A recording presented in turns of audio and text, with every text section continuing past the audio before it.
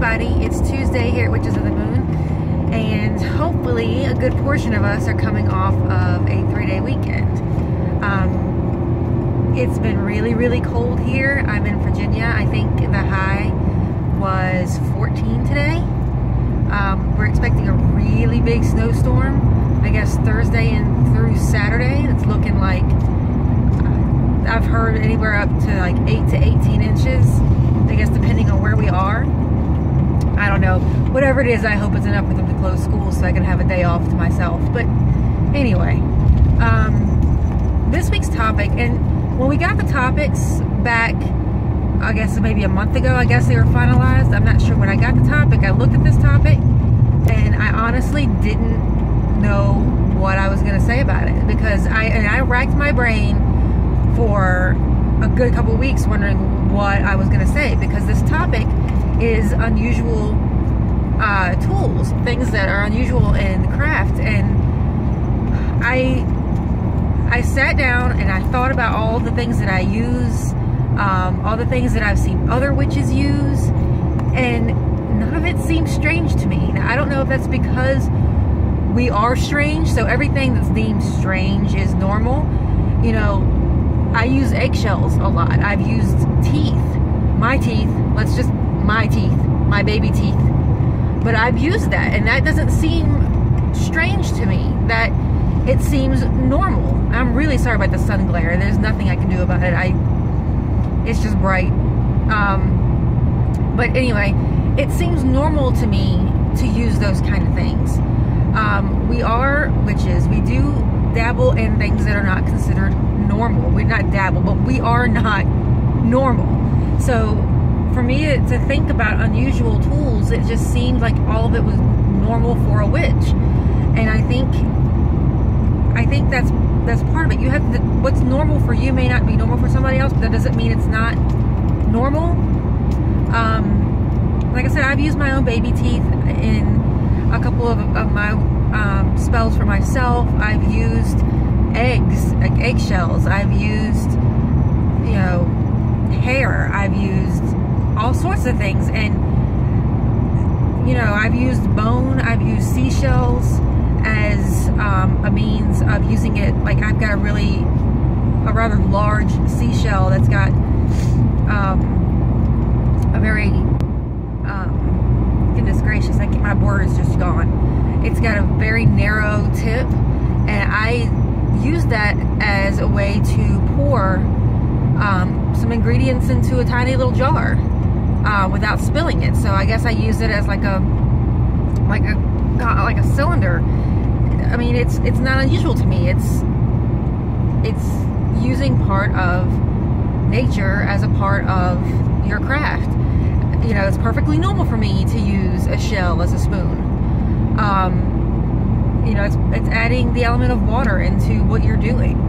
And you know, I think it's really good if you're trying to balance energies. And you know, I'm very emotional, so a lot of times I do try to balance my emotional with when I try to ground. So for me, using a shell and with an herb is balance, and that's completely normal for me.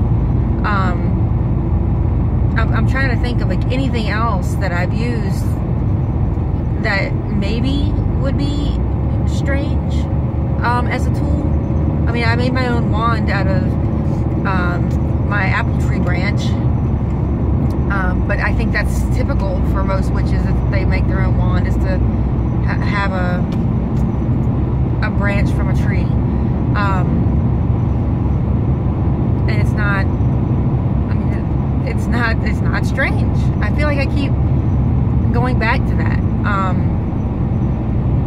You know, I would say that maybe the seashell is probably the strangest, if you can use that word, thing that I do, substituting the seashell as a spoon.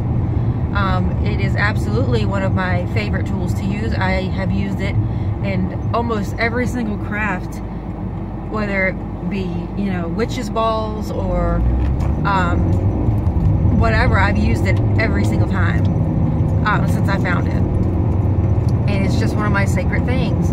I don't find it unusual, but not every everybody, I guess, uses a seashell as a spoon. So maybe that's what it's unusual for somebody else.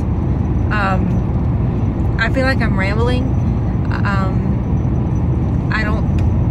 I guess I just didn't really know what to say this week. Nothing that you can use to me in the craft is unusual as a tool if it feels normal and good to you.